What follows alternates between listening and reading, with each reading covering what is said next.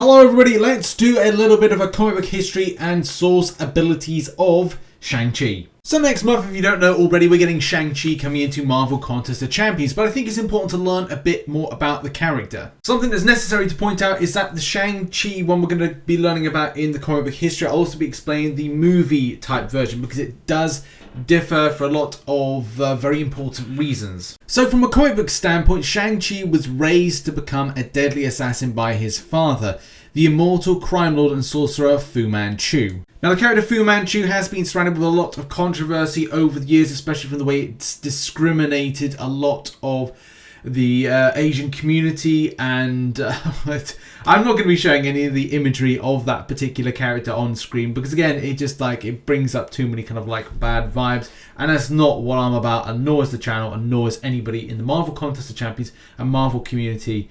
So what is the big thing about the movie difference? So when the movie comes out, you'll see that the Mandarin, I think it's the character referred to as Wen Wu, is actually the father of Shang-Chi. And there's something about the way that he is trained, and as well maybe to take on the mantle of the Mandarin, so maybe getting himself more involved with that line of things. And this particular narrative of delivery is a lot better for everybody if indeed Marvel Studios go down the route of this origin. In any case, on with the comic book history. So Shang-Chi became aware of his father's evil nature and defected after his first assignment. He then began to attack various elements of his father's criminal empire and allied himself with his father's arch enemy, Dennis Nayland Smith and MI6.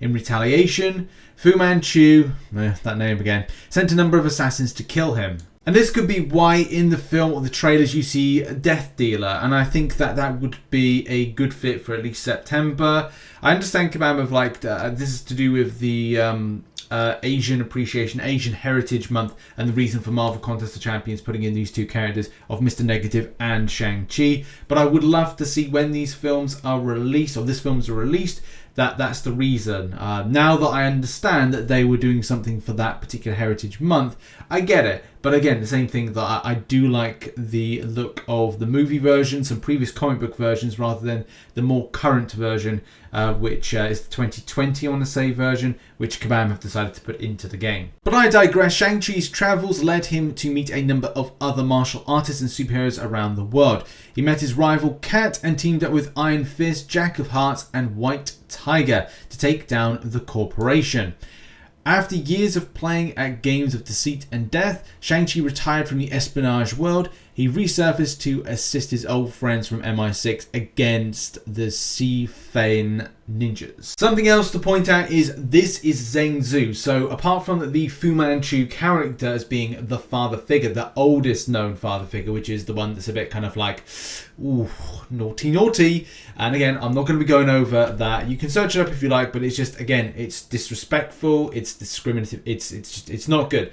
So this one here is the more kind of like modern tech. Apart from the Mandarin, which is depicted in Shang-Chi, from a comic book standpoint, when they go back and talk about Shang-Chi's father, they now refer to as Zheng Zhu. So that's going to give you an idea. Yes, there is Fu Manchu. Yes, there's Zheng Zhu. And yes, in the Shang-Chi and the Ten Rings, you'll get an idea that the Mandarin, who will go by a different name, will indeed be the father figure in that. Shang-Chi has done some weird stuff and been in some weird comic book angles. One in particular, he used Pym particles. Yes, he used Pym particles to get big, because that's a thing.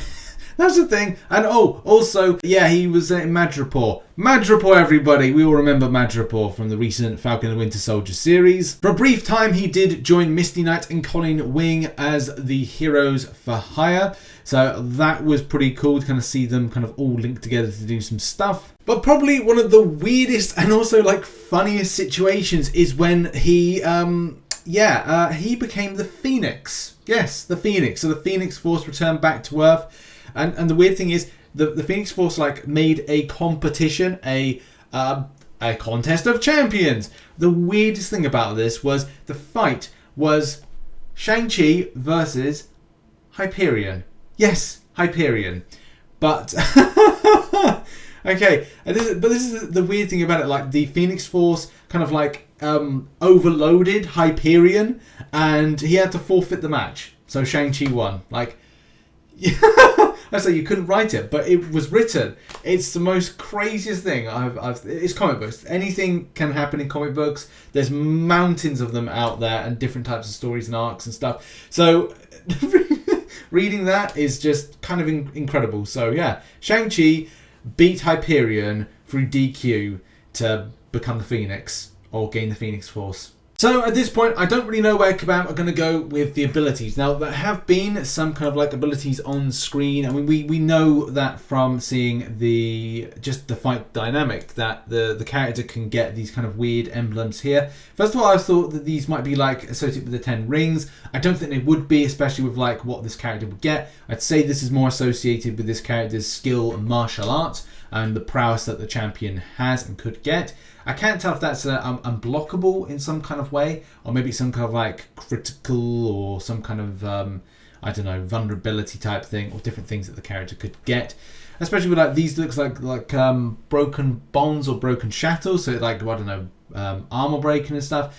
There could be a whole host of things. We'll learn more about this tomorrow, so that'll be Monday the 3rd of May, because I'm recording this on Sunday. Very fresh video. But where does it come with power for this character? And that's really the thing. Like, what are the abilities? What are the powers? Stuff like that. Well, I don't think the character's going to get the Phoenix Force. I don't think that the character's going to get a size alteration based on taking the pin particles, even though the character has done that in the past. But yeah, this could be a character that's just solely built on the skill narrative and what the character can do from just like doing lots of things. Pressure point locator, I think that is going to be something that's actually within the abilities. Like I want to say like that could be a pressure point thing, or maybe that could be pressure point. That seems like something to do with chi right there on that kind of symbol. Again, I'm just speculating, but I just kind of feel that's what that would be. I do think that pressure point locator's got to be there.